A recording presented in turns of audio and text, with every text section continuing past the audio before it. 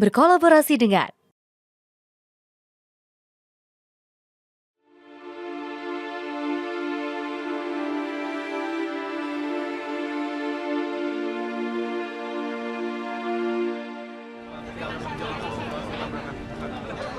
Ya, yang pertama kita turut prihatin dengan kejadian pada malam hari ini. Tadi saya menyaksikan bersama Pak Kapolda, Dirut KAI, proses evakuasi yang masih berlangsung. Dan sementara saya mendapatkan informasi bahwa sudah dievakuasi sebanyak 29 orang pada saat ini sudah di rumah sakit dan sementara 3 meninggal. Demikian. Dan kalau melihat proses evakuasi yang sedang berlangsung, ada kemungkinan korban masih dapat terus bertambah, tapi kita doakan semoga proses evakuasi bisa dapat selesai dengan cepat. Kalau saya lihat petugas baik dari pihak kepolisian maupun dari pihak SAR dan TNI Polri bekerja dengan kompak di lokasi.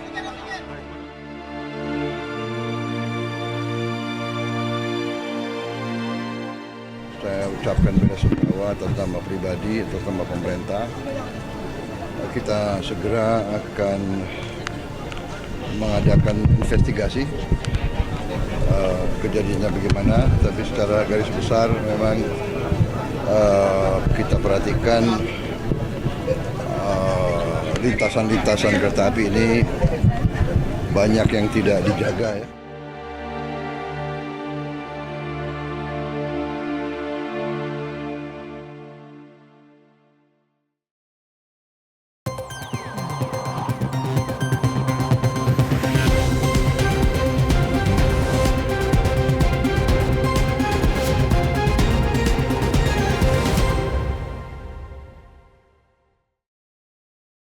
Tragedi kereta api Argo Bromo Anggrek yang menabrak KRL komuter lain di stasiun Bekasi Timur beberapa waktu lalu mengejutkan masyarakat dan memunculkan pertanyaan besar mengenai keselamatan transportasi publik di Indonesia. Namun di tengah situasi yang sangat pelik, perhatian publik justru tertuju pada cepatnya respons Presiden serta pimpinan lembaga. Beberapa jam setelah kejadian, Wakil Ketua DPR RI Dasko hadir langsung di lokasi untuk memastikan penanganan korban berjalan cepat, lalu disusul kehadiran Presiden RI Prabowo Subianto di RSUD Bekasi yang menyampaikan sejumlah langkah dan kebijakan dalam respon kecelakaan yang menewaskan 16 orang tersebut. Untuk membahas lebih jauh dinamika politik di balik respon cepat pemerintah ini, malam ini kita akan membahasnya bersama dengan pendiri Skala Survei Indonesia, Abdul Hakim MS. Selamat malam, Bang Ab. Bagaimana kabarnya, Bang? Selamat malam. Selamat malam Mas Andi. Alhamdulillah waras enak. Alhamdulillah. Bang Ab, ini kita turut prihatin dengan kecelakaan yang terjadi di stasiun Bekasi Timur beberapa waktu lalu, Bang Ab. Kalau melihat dari kecelakaannya, investigasi saat ini masih terus berjalan, pemeriksaan saksi juga masih terus dilakukan oleh pihak kepolisian. Tapi yang mau saya pertanyakan adalah yang menjadi bahas diskusi kita pada malam hari ini, bagaimana melihat kecepatan respon dari pemerintah yang diawali dengan hadirnya pimpinan DPR RI Dasko pada saat beberapa jam setelah kejadian yang terjadi di Bekasi Timur itu, Bang Ab. Baik Mas Andi, sebelum jauh melangkah untuk membahas persoalan kecelakaan di Bekasi Timur, di mana kereta Argo Bromo harus menabrak komuter lain, diawali saya secara pribadi ya mengucapkan bela-sungkawa yang sedalam-dalamnya buat para korban. Kalau tidak salah 16 orang, semuanya wanita karena gerbong wanita ada posisinya paling belakang dan itu yang menjadi pusat insiden tertabraknya KRL ini dengan kereta Argo Bromo. Mudah-mudahan yang ditinggalkan tabah. Itu yang pertama. Yang kedua, kehadiran sosok Bang Dasko beberapa jam bersama kalau tidak salah Raffi Ahmad sebagai utusan Presiden menghadiri langsung, mengecek langsung kenapa kemudian kecelakaan ini bisa terjadi, dan kemudian langsung pada saat itu juga mengkomunikasikan apa yang terjadi dan melaporkan bahkan update korban terhadap Presiden Prabowo Subianto. Sekali lagi mungkin secara pribadi kita semua harus mengucapkan terima kasih atas respon cepat. Karena apa? Ini sebetulnya selain apa namanya dimensi penanganan secara cepat, apa yang dilakukan oleh Bang Dasko menghadiri apa namanya hadir di tengah-tengah kecelakaan dalam mengawasi proses pengelolaan pasca terjadinya kecelakaan, selain mempercepat proses antisipasi dan perilaku apa atau kebijakan apa yang akan dikeluarkan, ini juga berdampak terhadap terkuaknya kotak Pandora yang selama ini menjadi endapan paling bawah terkait persoalan-persoalan bangsa yang paling bawah. Kita tahu bahwa dalam dimensi kecelakaan kemarin banyak perspektif yang bisa kita bahas, Mas Andi. Di sana ada dugaan terkait dengan kelalaian manusia. Artinya ada tingkat kesalahan manusia yang cukup lekat di sana yang mengakibatkan korban itu terjadi. Ada juga yang mungkin bisa kita lihat dari sudut perspektif untuk apa namanya, belum mapannya teknologi dan komunikasi serta persinyalan antara satu stasiun dan stasiun yang lain, sehingga ini menjadikan terputusnya koordinasi antara satu stasiun kereta dengan stasiun yang lain yang mengakibatkan adanya kecelakaan itu. Selain itu, mungkin perspektifnya juga bisa kita arahkan kepada masalah-masalah terkait dengan infrastruktur yang selama ini dalam beberapa puluh tahun terakhir, trek untuk tempat lajunya kereta itu hanya baru ada double track, di mana ini di sebelum tahun 2000 yang lalu hanya dari Jakarta sampai Surabaya itu hanya satu track. Ini juga menjadi dimensi yang banyak dibicarakan pasca terjadinya apa namanya kecelakaan ini, dan hadirnya Bang Dasko sesaat setelah kejadian apa namanya kecelakaan ini apa namanya terjadi, ini betul-betul menguak kotak Pandora. Namun kemudian ada satu perspektif yang saat ini juga menjadi perhatian serius, Mas Andi, terkait dengan perlintasan sebidang yang mengiris rute jalur kereta api. Semestinya kalau kita apa namanya lihat secara lebih jauh, peraturan-peraturan yang ada, baik peraturan menteri di beberapa SEOP kereta api, kemudian Dirjen apa namanya Dirjen Dewan Jenderal Kereta Api, DJKA, Kemenhub, itu semua mensyaratkan apabila ada jalan yang memotong jalur kereta api, maka harus dilakukan tidak sebidang, terutama di wilayah-wilayah perlintasan yang memang cukup padat aktivitasnya. Nah, ini kemudian menjadi apa namanya perhatian serius untuk didiskursuskan berkat perhatian serius dari Bang Dasko yang hadir beberapa jam, kemudian mengupdate kepada Presiden Prabowo Subianto terkait persoalan-persoalan apa yang melingkupi dan kira-kira langkah apa yang harus dilakukan secara cepat. Jadi saya secara pribadi mengapresiasi terkait dengan perhatian serius Bang Dasko dan Presiden Prabowo Subianto yang kemudian merespon cepat kejadian apa namanya kecelakaan ini, karena ini menyangkut nyawa. Ini bukan soal pembangunan ekonomi, ini bukan soal pembangunan gizi, tapi ini soal nyawa manusia yang akan melayang. Dan tentu jika persoalan-persoalan yang sudah menyangkut nyawa, respon cepat, respon yang kemudian ditindaklanjuti dengan kebijakan-kebijakan yang juga cepat tentu akan menjadi prioritas utama. Dan di sisi ini saya sangat mengapresiasi apa yang dilakukan oleh Bang Dasko dan juga Presiden Prabowo Subianto yang kemudian langsung memberikan perhatian penuh terhadap sesaat setelah kecelakaan terjadi, Mas Andi. Lihat dari kehadiran pimpinan DPR Dasko, kemudian kehadiran ini diartikan oleh sejumlah pengamat politik sebagai simbol negara hadir pada saat di situasi krisis seperti pada saat kecelakaan terjadi. Sebenarnya seberapa penting kehadiran pejabat publik seperti Bang Dasko hadir langsung dan memberikan perhatian langsung terhadap bagaimana isu-isu keselamatan transportasi publik.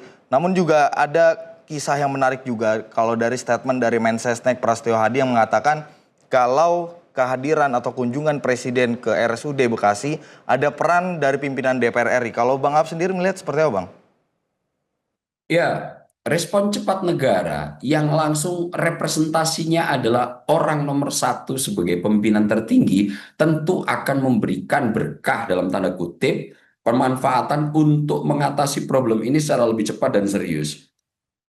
Saya membaca ada beberapa respon langsung yang diberikan oleh Presiden Prabowo Subianto saat mendengar laporan dari Bang Dasko ketika mengupdate informasi dan kira-kira dimensi apa yang paling menjadi penyebab utama terjadinya kecelakaan di Bekasi Timur ini, Mas Andi. Kita tahu setelah Bang Dasko melihat jumlah korban, melihat bagaimana peliknya upaya evakuasi karena banyak terjepit, tapi pada saat itu juga akhirnya mencoba langsung mengidentifikasi persoalan apa yang serius harus segera ditangani agar kejadian serupa tidak terjadi. Dan itu akhirnya mengerucut dari dimensi-dimensi yang tadi saya terangkan, ternyata untuk kecelakaan di Bekasi Timur ini variabel utama adalah soal perlintasan sebidang, Mas Andi. Dan pada malam itu juga Bang Dasko melaporkan yang diafirmasi oleh Mensesnek Mas Prasetyo Hadi bahwa persoalan perlintasan sebidang ternyata harus segera mendapatkan penyelesaian dalam waktu yang cepat dan serius. Dan akhirnya apa? Khusus untuk yang di perlintasan Bekasi Timur, tempat di mana taksi awal yang mogok kemudian ditabrak KRL yang rutenya dari Cikarang ke Jakarta, yang menyebabkan akhirnya kereta yang dari Jakarta ke Cikarang itu terus terhenti di stasiun Bekasi Timur itu, yang dimana letak kecelakaan itu adalah kereta yang asal rutenya dari Jakarta ke Cikarang, Mas Andi.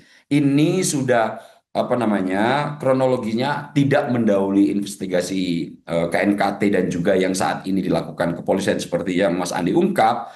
Rute ini yang akhirnya kemudian kecelakaannya tidak menimpa pada kereta yang menabrak taksi, akan tetapi kereta yang kemudian akibat akses kecelakaan itu, kemudian yang ke KRL dari Jakarta menuju Cikarang terhenti di stasiun, kereta inilah yang kemudian tertabrak oleh kereta Argo Bromo.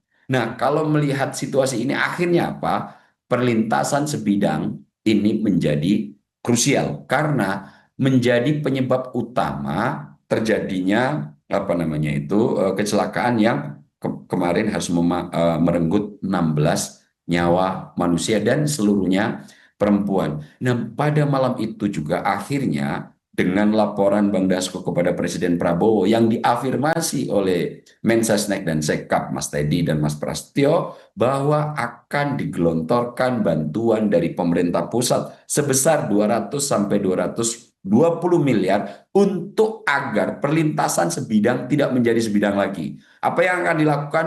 Mungkin rutenya akan membangun flyover atau juga membangun underpass. Nah, ini yang langsung respon kebijakan yang bisa kita rasakan dengan turun gunungnya dua sosok penting yang saat ini dipandang menjadi jangkar kebijakan politik nasional. Satu Presiden Prabowo Subianto, Bang Dasko dalam kanal yang berbeda, ada di lembaga legislatif sebagai anggota legislatif dalam konteks tugasnya artikulasi dan agregasi persoalan-persoalan masyarakat, bisa langsung menjembatani dan mengkomunikasikan kepada lembaga eksekutif, dan akhirnya apa?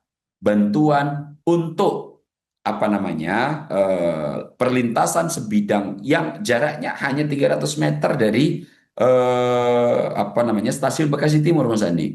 Nah, yang kayak begini-begini ini adalah salah satu dampak selain kemudian ada penanganan cepat, tapi mitigasi ke depan juga bisa dilakukan. Dan dengan kehadiran dan perhatian serius Bang Dasko dan Presiden Prabowo Subianto, akhirnya masalah ini tidak menjadi masalah tunggal di Bekasi Timur.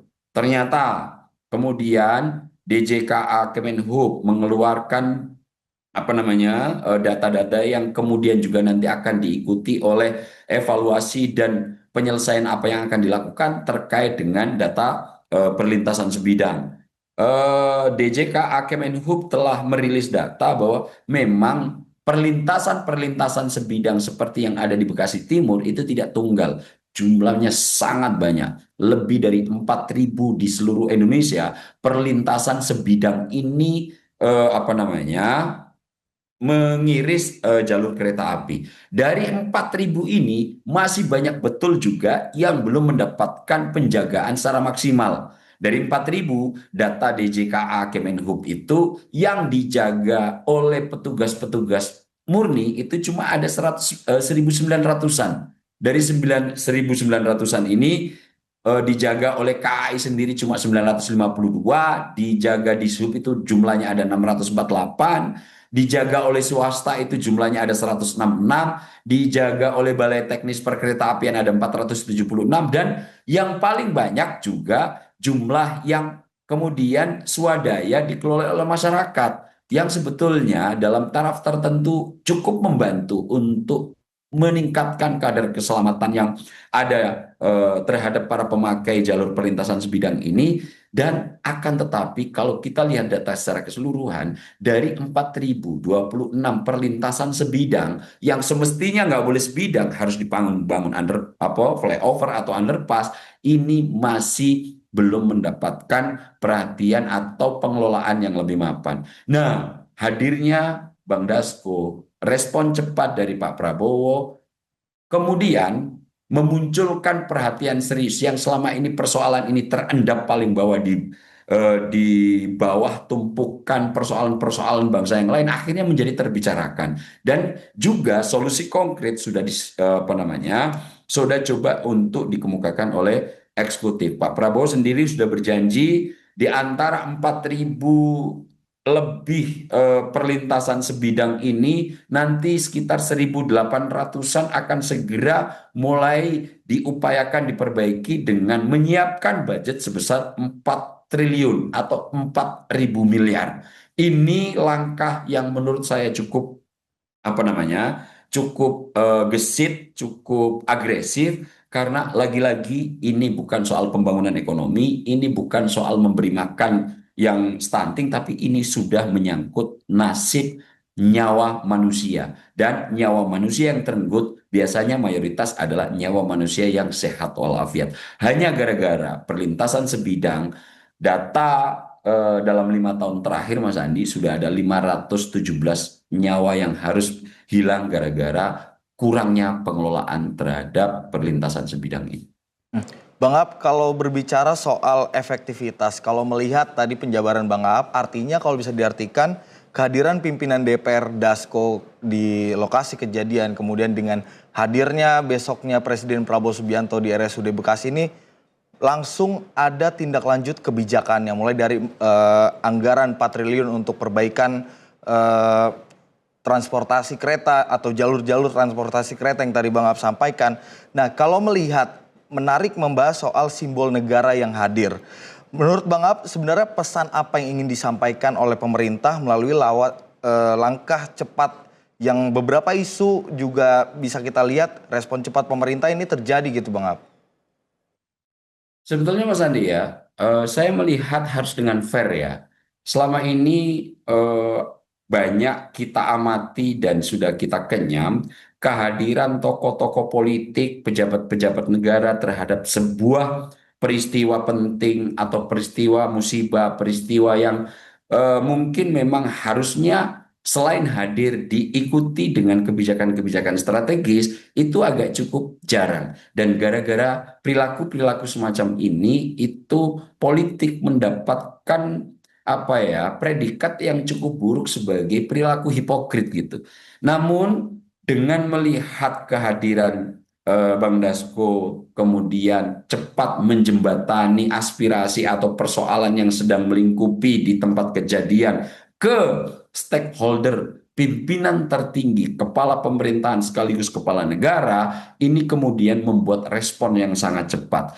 Dan implikasi terhadap laporan tidak menjadi formalitas semata. Seperti yang saya terangkan, soal kereta misalnya, ini Pak Prabowo sudah akan menganggarkan 4.000 miliar untuk memperbaiki perlintasan sebidang yang dalam konteks kecelakaan di Bekasi Timur menjadi trigger atau pemantik utama hilangnya 16 nyawa perempuan di gerbong paling belakang, gerbong khusus perempuan. Nah, dengan ada penjembatan, kemudian ada implikasi terhadap peristiwa dengan kebijakan yang cepat, meskipun nanti secara administratif perlu di follow up karena ini persoalan negara, akan tetapi political will, saya lihat dengan hadirnya Bang Dasko beberapa jam setelah kecelakaan, kemudian Pak Prabowo menyimak dengan baik dan kemudian mencari titik paling krusial persoalan apa yang harus diselesaikan, muncullah soal perlintasan sebidang.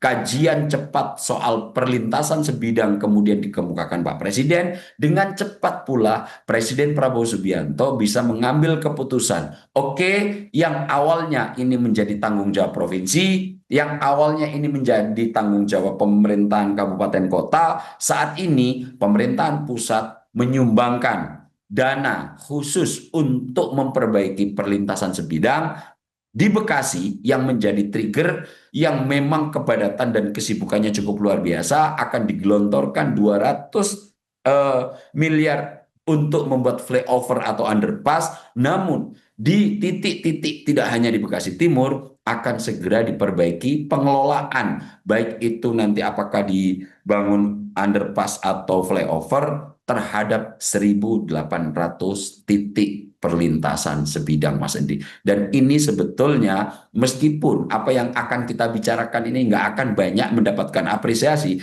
tapi saya secara pribadi dengan langkah konkret yang semacam ini, saya perlu mengapresiasi apa yang dilakukan oleh Presiden Prabowo dan Bang Dasko yang telah merespon dengan sangat cepat terhadap persoalan-persoalan yang muncul di tengah masyarakat, khususnya untuk kecelakaan yang terjadi di Bekasi Timur ini, Mas Andi. Baik, setelah kehadiran pimpinan DPR di lokasi kejadian, Bang Ab, perhatian publik kemudian tertuju pada langkah Presiden RI Prabowo Subianto yang datang langsung ke RSUD Bekasi untuk menemui korban dan juga keluarganya. Kalau melihat Presiden meninjau, Presiden juga pada saat melakukan tinjauan menyampaikan juga sejumlah arahan dan kebijakan. Tapi kita akan membahasnya usai jeda, Bang Ab. Pemirsa jangan kemana-mana, tetap di Sorotan Utama.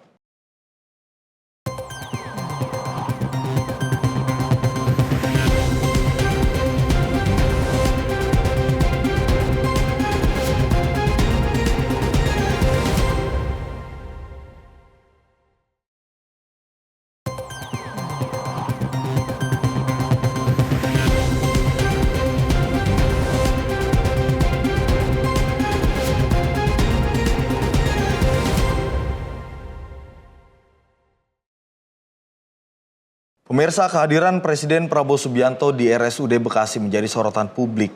Presiden bukan hanya memastikan penanganan korban, tetapi juga menyampaikan sejumlah langkah evaluasi dan kebijakan terkait keselamatan transportasi. Dan masih bersama dengan pendiri Skala Survei Indonesia, Bang Abdul Hakim MS.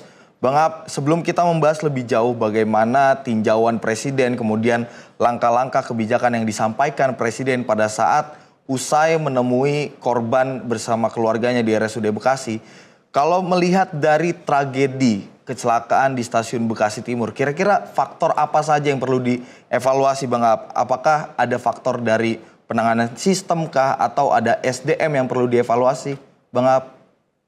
Ya, kalau kita lihat Mas Andi ya, meskipun saya tidak mencoba untuk mendahului penyelidikan yang dilakukan oleh kepolisian dan juga KNKT, namun dalam intelijen open source yang banyak dilakukan, sekuens dari detik per detik terjadinya kecelakaan itu sudah banyak dibahas. Salah satunya misalnya dalam media, beberapa media telah mengungkap itu detail terkait waktu terjadinya tabrakan sampai sebelum sampai diurai dari sejak KRL yang dari arah Cikarang ke Jakarta itu menabrak taksi yang harus mogok di tengah perlintasan kereta api.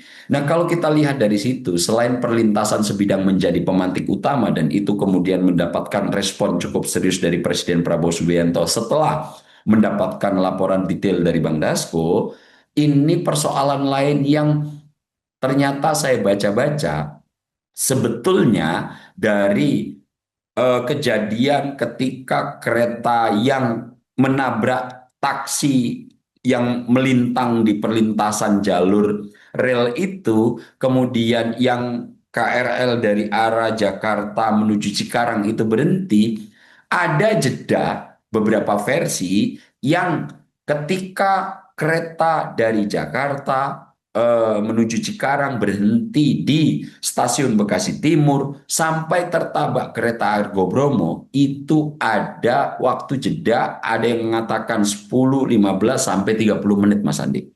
Jadi kalau kita lihat dari jeda ketika kereta itu berhenti sampai tertabrak, maka di situ ada dimensi lain yang kemudian menjadi diskusi. Apa itu masalah teknologi komunikasi dan persinyalan?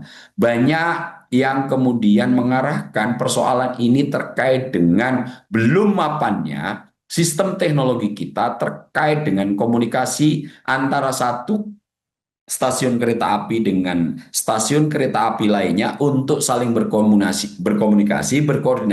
Jika ada kejadian tertentu, maka seluruh stasiun semestinya harus dapat informasi secara matang, detail, dan cepat. Biar apa kejadian yang semacam ini tidak terjadi. Dan setelah saya telusuri, memang untuk teknologi di sektor perkeretaapian ini baru 3 saja yang mendapatkan teknologi terbaik, Mas Andi. Di mana KCIC itu sudah bagus, kemudian LRT sudah bagus, akan tetapi untuk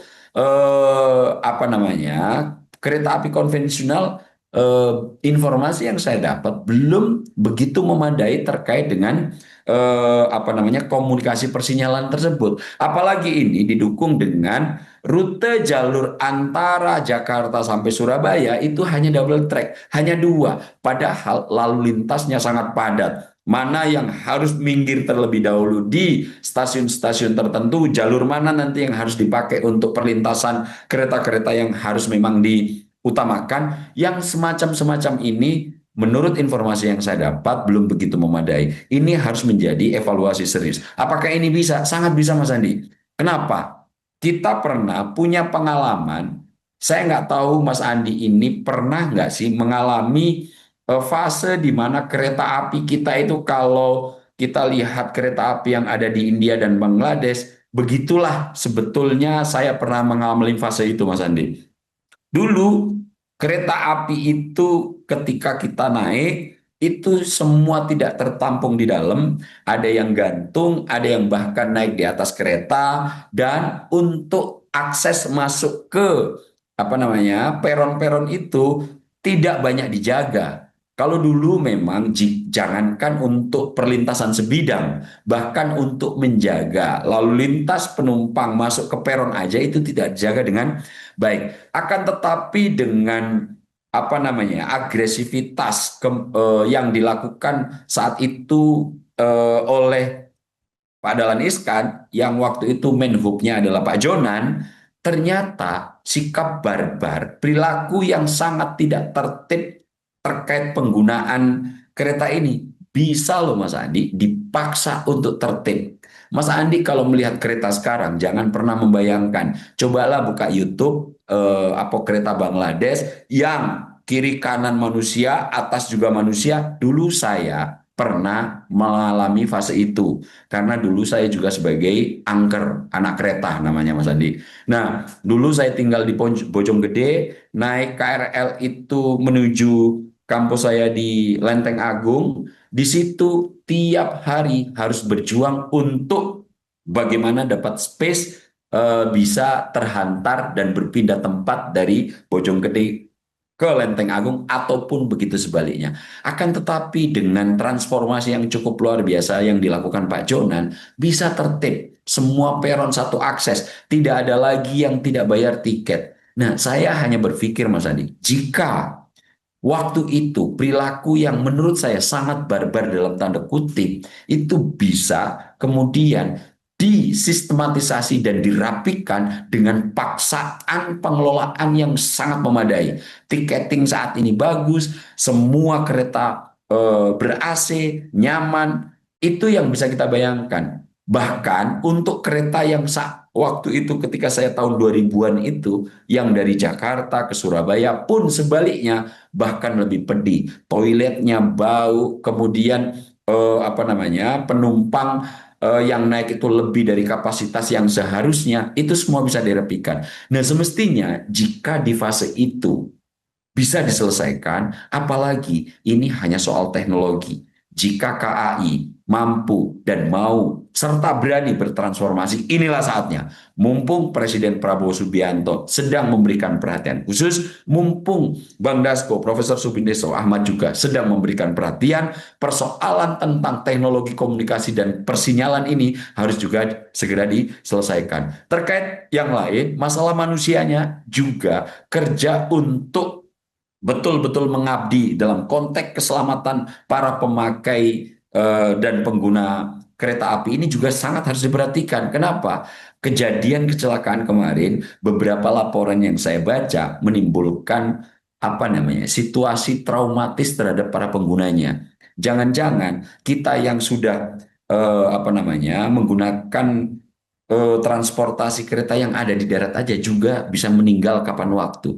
Bahkan saya kemarin bertemu dengan beberapa teman, saat ini pasca kejadian kereta, mereka ketika turun dari stasiun merasa bersyukur bisa sampai dengan selamat. Oh, kita ternyata jangankan pesawat, naik kereta saja kita bisa kehilangan nyawa kapanpun. Nah, jiwa traumatis yang semacam ini terus melekat sehingga untuk persoalan di dimensi manusianya juga menjadi perhatian. Dan mudah-mudahan segera nanti dipikirkan untuk rute rel kereta ini tidak hanya double track yang seperti sekarang Mas Andi, juga nanti ditambahkan untuk rel-rel yang khusus Jakarta, Surabaya, Sumatera, di daerah Sumatera, Sulawesi, itu juga segera mulai dipikirkan bagaimana jalur-jalur ini bisa perlintasannya sesuai dengan peruntukan. Meskipun ini bukan prioritas utama, tapi yang paling harus diprioritaskan adalah persoalan perlintasan sebidang, kemudian nomor 2 adalah soal persinyalan dan jalur komunikasi dengan menggunakan teknologi terbaik antara satu stasiun dengan stasiun yang lain agar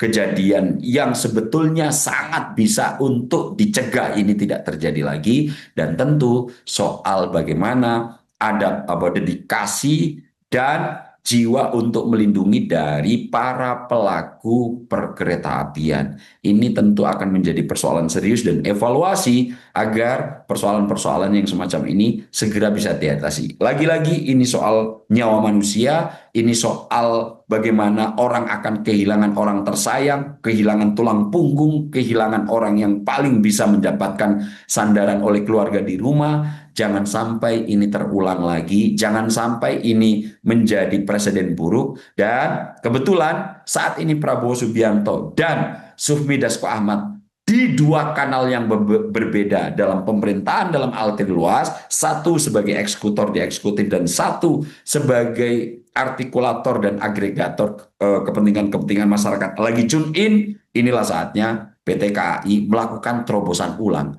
untuk melengkapi transformasi landasan pondasi yang sudah dibangun oleh Pak Jonan, Mas Adi. Bang, apa artinya modernisasi sistem keamanan, kemudian pengendalian kereta api perlu dilakukan dalam waktu dekat? Langkah cepat yang paling mendesak yang paling mungkin dilakukan pada saat waktu dekat seperti ini? Tadi yang Bang Ab jabarkan, perbaikan perlintasan kereta sebidang, kemudian komunikasi antar stasiun seperti itu. Tapi kalau dari sisi aspek psikologis para pengguna kereta, tadi Bang Ab sempat menyampaikan ada teman-teman Bang Abdul Hakim MS ini sedikit agak traumatik ketika ingin menggunakan kembali kereta sebagai moda transportasi publik. Bagaimana langkah pemerintah kemudian dari Kementerian Perhubungan kembali mengembalikan kepercayaan masyarakat terkait dengan transportasi kereta api ini, Bang Ab? Saya sangat berharap ya ada pernyataan serius yang dikeluarkan oleh lembaga-lembaga terkait untuk segera mengembalikan sisi psikologis masyarakat ini terkait dengan ketidaknyamanan dalam tanda kutip, rasa aman yang sangat terancam ketika menggunakan transportasi ini yang sebetulnya Mas Andi, semua orang bilang di antara semua kendaraan transportasi yang ada untuk di darat, sebetulnya kereta itu adalah yang paling aman. Itu asumsi semua orang. Kenapa?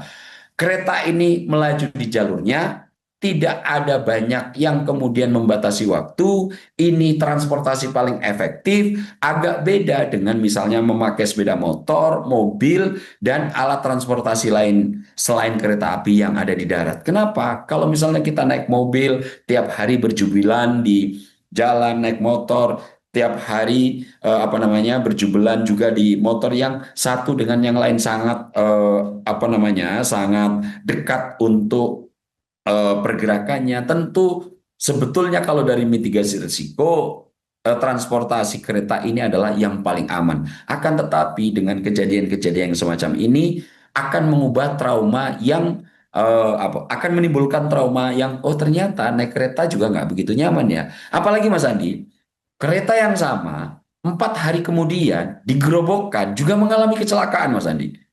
Itu pun karena perlintasan sebidang yang tidak dijaga. Satu rombongan keluarga untuk mengantarkan ibadah haji harus kemudian kehilangan nyawa. 4 korban nyawa, satu keluarga meninggal dunia persis 3 atau 4 hari setelah kecelakaan yang terjadi di Bekasi Timur. Lagi-lagi persoalannya Pak, perlintasan sebidang yang tidak dijaga. Nah, saya berharap betul lembaga-lembaga yang saat ini menaungi pemangku kepentingan segera memberikan pernyataan dan langkah serius agar trauma atau kemudian kejadian-kejadian serupa tidak terulang. Ini kalau seandainya Mas Andi nanti tim reportasenya akan mengiris total mengurai data-data kecelakaan, ini cukup mengerikan Mas Andi. Tidak lama setelah kecelakaan yang ada di Bekasi Timur, mungkin 3 hari setelahnya digerobokkan itu juga menewaskan satu keluarga setelah pengantar ibadah haji. 5 orang harus tewas. Yang ini kan sebetulnya menjadi persoalan serius. Lagi-lagi ini soal nyawa. Tolong lembaga-lembaga, stakeholder, mungkin mulai dari DJK Kemenhub, KAI sendiri, kemudian lembaga-lembaga seperti Balai Teknik Perkeretaapian berikan jaminan yang firm untuk yang semacam ini segera diatasi. Lagi-lagi mumpung Presiden Prabowo Subianto dan salah satu pimpinan DPR Bang Dasko telah memberikan perhatian serius. Inilah saatnya nanti untuk segera secara komprehensif melakukan kajian dan mitigasi risiko persoalan-persoalan yang muncul di depan, sehingga lagi-lagi kejadian yang menjadi tragedi di Bekasi Timur ini tidak akan terulang lagi. Ya Bang Ab, tentunya kita menunggu bagaimana langkah ke depannya, kemudian apa yang akan dilakukan oleh PT KAI untuk memperbaiki supaya kejadian ini tidak berulang kembali. Karena kalau tadi Bang Ab sampaikan adalah kalau transportasi paling aman di udara itu adalah pesawat, kalau di darat adalah kereta api. Seharusnya ini menjadi catatan bagi kita bersama supaya bagaimana para pemangku kebijakan ini bisa melihat begitu pentingnya transportasi publik bagi mobilitas masyarakat. Bang Ab, kalau melihat respon cepat pemerintah memang mendapat perhatian publik. Namun di balik itu tragedi ini juga membawa kembali diskusi lama mengenai keselamatan transportasi publik, koordinasi antar lembaga hingga pengawasan infrastruktur, dan tentunya bagaimana kehadiran Presiden Prabowo Subianto. Seperti apa tantangan pemerintah ke depan, kita akan lanjutkan usai jeda, Bang Aap dan pemirsa. Jangan kemana-mana, tetap di Sorotan Utama Sinpo TV.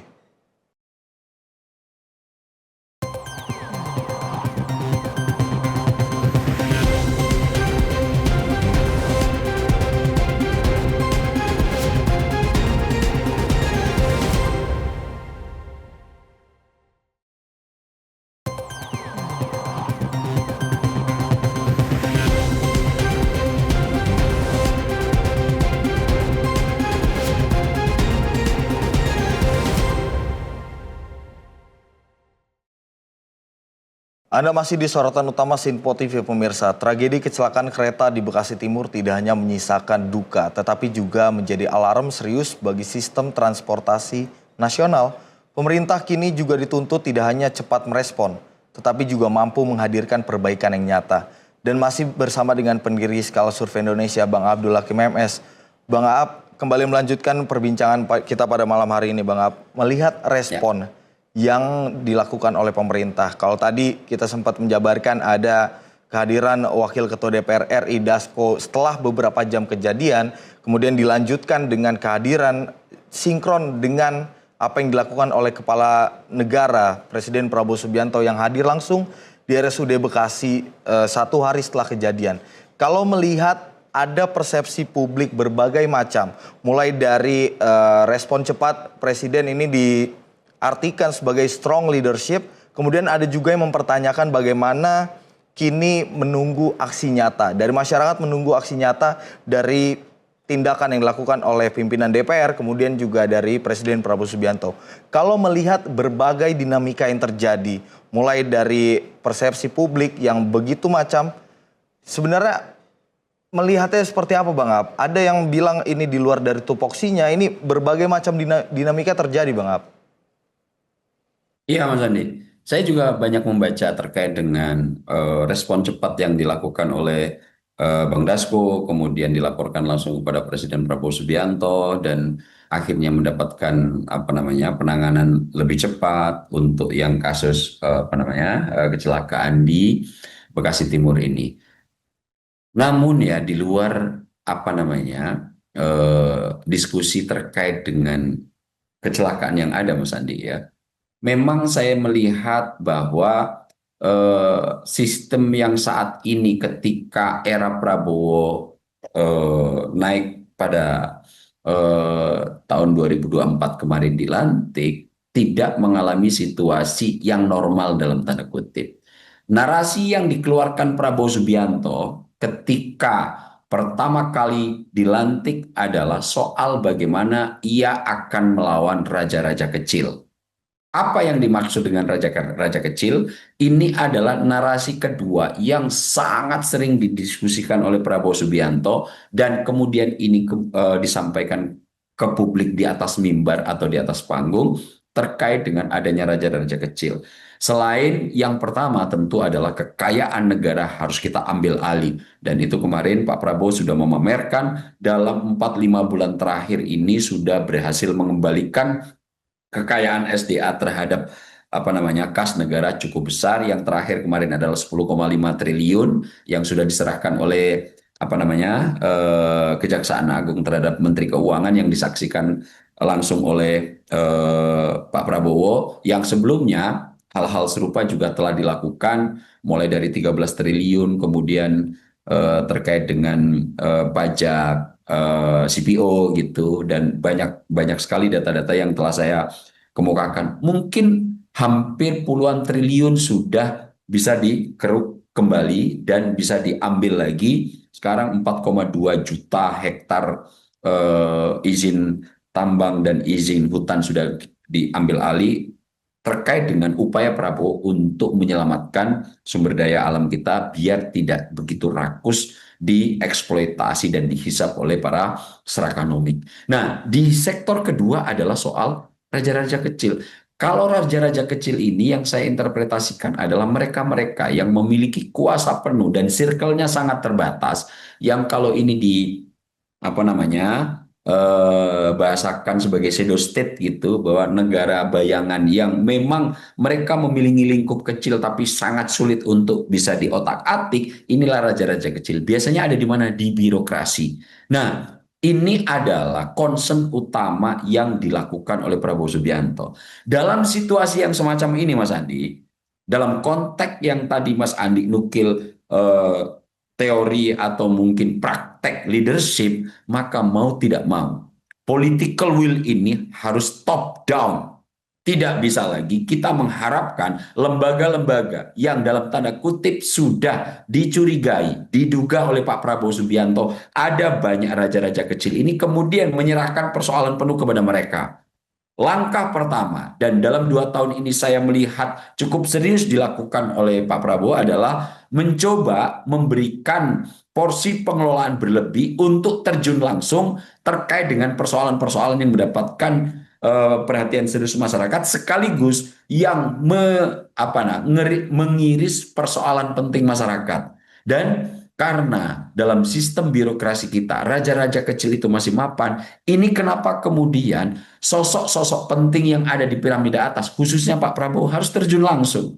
Dan Pak Prabowo kemudian mencoba untuk menaruh orang-orang yang punya bulldozer hebat, punya kemampuan untuk membongkar secara kuat, punya orang-orang yang keberanian untuk melakukan dan divisi dengan Pak Prabowo, Pak Purbaya misalnya, yang mudah mencopot untuk dirjennya, untuk memutasi, memberhentikan yang dianggap tidak bisa bekerja sama. Karena itu, Mas Andi, bahwa sistem kita saat ini telah dan sedang mengalami cancer serius, dan ini harus dicabut satu-satu. Dan satu-satunya cara adalah top down. Leadership harus partisipatif, turun langsung ke ke lapangan, sehingga stakeholder yang awalnya enak betul untuk menikmati semua fasilitas tanpa harus bekerja keras memahami persoalan masyarakat, mau tidak mau dipaksa turun. Dan nanti performanya akan kelihatan setelah seorang presiden, misalnya Prabowo Subianto atau Sufmi Dasko Ahmad, yang datang ke lapangan, mana yang perform, mana yang tidak perform, segera bisa dievaluasi.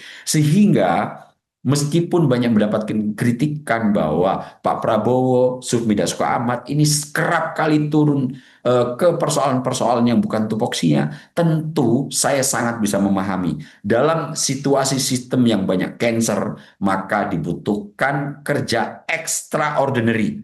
Tidak boleh dilakukan business as usual. Harus ada breakthrough, harus ada terobosan. Dan ini kerap kali cukup berhasil dilakukan oleh Profesor Sumidoso Ahmad, Bang Dasko, dan juga Pak Prabowo untuk segera melihat gejolak-gejolak raja-raja kecil ini, akhirnya nanti mereka akan kelihatan wujudnya. Dan itu kerap kali sudah dilakukan. Yang banyak akhirnya kerjasama antara Bang Dasko dan Prabowo Subianto yang terjun langsung, yang terkadang dianggap orang tidak sesuai tupoksinya, banyak banyak menghasilkan sesuatu yang di atas pikiran kita. Misalnya menyelamatkan keuangan negara, kemudian memberikan solusi persoalan-persoalan yang secara lebih cepat, meskipun tidak tupoksinya, karena itu persoalan serius dan penting untuk masyarakat. Maka dengan hadirnya dua tokoh ini, akhirnya semua masalah yang menghimpit dan sedang menjadi diskursus masyarakat bisa cepat diatasi, misalnya. Bang Ab, kalau berbicara soal kasus kecelakaan yang terjadi di Bekasi ini, Bang Ab, kecelakaan kereta. Kalau kita berbicara soal persepsi masyarakat, maksud saya, publik ini seringkali menilai kalau penanganan ingin cepat harus viral, atau penanganan cepat ini akibat viral. Bagaimana memastikan supaya masyarakat atau niat baik dari pemerintah ini ataupun tokoh pimpinan lembaga ini tidak disalahartikan, Bang Ab? Inilah yang menjadi persoalan serius kita, Mas Andi. Dan ini juga menjadi concern dari Pak Prabowo Subianto, bahwa sistem kita secara keseluruhan masih belum sehat betul. Masih belum banyak, masih banyak lembaga-lembaga yang ketika persoalan itu sedang menghimpit dan mengiris masyarakat, tidak direspon secara memadai. Sampai kemudian ini harus diviralkan, biar apa? Biar Pak Prabowo, Bang Dasko, Pak Syafri Samsudin, menteri-menteri koordinator, tahu dulu. Sehingga apa? Sistem yang saat ini berjalan itu sampai tingkat level terendah itu memang betul-betul tidak jalan. Mas Andi masih ingat kasus yang menimpa dua guru apa namanya di Luwu Utara, Pak Rasnal dan Pak Abdul Muiz? Coba Mas Andi bayangkan dua guru ini yang awalnya berniat baik untuk mengumpulkan patungan, membantu salah satu stakeholder eh, pegawai yang ada di situ. Kemudian jaksa setempat mempersoalkan dia sampai tingkat hukum. Pak Rasnal dan kemudian Pak Abdul Muiz harus memviralkan itu terlebih dahulu, sampailah itu ke tangan Bang Dasko, sampailah itu kemudian ke tangan Pak Prabowo, baru setelah ini nyampe ke Pak Prabowo diberikan rehabilitasi terhadap kedua guru. Maksudnya apa? Sangat baik. Nah, inilah yang kemudian menjadi tantangan serius Pak Prabowo berikutnya. Selain visi besar yang ada di kepala Pak Prabowo, selain niat baik yang ada di misalnya Bang Dasko, ini jejaring-jejaring tangan birokrasi, kemudian aparat penegak hukum masih tidak satu jalan dan tidak satu visi, Mas Andi. Itu kenapa kemudian saya sangat bisa memahami jika tidak viral, jika tidak mendapatkan sorotan dan perhatian publik, maka itu tidak akan mendapatkan penanganan serius. Saya berharap betul ya, APH, aparat penegak hukum, birokrasi, kalian itu makan, minum, tidur, kemudian menikmati semua fasilitas dari keuangan negara. Uang negara dari mana? Dari serapan pajak dari semua warga negara. Cobalah, ayo berpikir secara lebih jernih. Berikan kemampuan terbaikmu untuk kemudian tidak terlalu jauh-jauh. Apa yang menjadi tupoksimu, tanggung jawabmu di lingkungan masing-masing, kerjakanlah. Kau makan, minum, tidur, menikmati fasilitas, alat transportasi, dan lain-lainnya. Semua sudah digaji oleh pajak masyarakat Indonesia melalui fasilitas negara. Janganlah kemudian ya ini himbauan pribadi saya dan secara subjektif aja Mas Andi, yang sudah mengenyam uang negara, yang sudah menikmati fasilitas negara, yang itu uangnya semua dari pajak kita, ayolah minimal satu orang melakukan tugas dan kewajibannya untuk melayani masyarakat. APH, birokrat, lakukanlah dengan serius untuk kemudian agar apa yang divisi besarkan Pak Prabowo ini bisa nyampe sampai titik terjauh di mana negara harus hadir. Nah, ini yang menjadi problem serius Mas Andi. Pak Prabowo memiliki visi besar, Pak Prabowo punya harapan besar, akan tetapi lagi-lagi untuk di fase-fase awal ini karena jejaring birokrasi itu belum bertransformasi untuk memiliki pemahaman yang sama, pengabdian terhadap negara. Pak Prabowo masih harus rela sibuk turun langsung top down untuk kemudian membimbing dan mengasuh agar birokrasi yang saat ini melayani masyarakat disadarkan kembali bahwa engkau ada di posisi itu bukan sebagai raja, akan tetapi sebagai pelayan masyarakat yang digaji dari pajak masyarakat. Saya berharap mereka tidak menjadi oportunis, tidak hanya menjadi pragmatis, yang penting makan minum selesai, datang ke kantor absen kemudian pulang. No, kalian punya tanggung jawab besar para birokrat untuk melakukan pelayanan terbaik. Kenapa? Karena asupan nasi, gizi, minuman yang kau telan tiap hari semuanya disubsidi oleh pajak masyarakat Indonesia. Bang Ab, kalau berbicara soal kecelakaan kereta ini, Bang Ab, tekanan publik tentang bagaimana reformasi keselamatan kendaraan umum atau fasilitas umum bahkan transportasi publik ini cukup tinggi. Presiden juga menegaskan kalau memerintahkan jajarannya untuk melakukan investigasi secara detail agar kejadian serupa tidak terulang. Melihat respon dari jajaran kabinet, ini langsung bergerak cepat semua, kemudian bisa dilihat Menko AHY langsung melakukan peninjauan dan mengatakan kalau akan segera menggencarkan proyek perbaikan perlintasan kereta. Kalau dari pernyataan Presiden itu, Bang Ab, apakah bisa diartikan bagi kementerian, lembaga ataupun badan ini menjadi tekanan moral untuk berbenah secara total melihat kejadian seperti ini tidak terulang kembali Bang Ab, dalam pelayanan publik tentunya? Saya setuju sekali Mas Andi dengan inferensi yang barusan Mas Andi bilang bahwa saat ini memang untuk menggerakkan birokrat kita, kabinet Pak Prabowo itu memang harus dilakukan dengan top down. Kenapa? Karena situasinya tidak normal. Maka Pak Prabowo harus rela untuk bercapek-capek di awal ini mengorkestrasi semua kabinetnya, memilih orang-orang terbaik yang satu visi dengan beliau, yang akhirnya nanti semua pandangan yang ada di kepala beliau bisa teraktualisasi secara lebih sempurna. Dan saat ini saya melihat memang ya, dalam konteks kecelakaan ini banyak kerjasama, orkestrasi ketika Pak Prabowo dalam satu sisi membutuhkan banyak input, kemudian di sisi yang lain ada sosok teknis yang kemudian cukup detail dan piawai untuk melengkapi secara teknikal untuk menjembatani kebijakan ini secara lebih jauh ke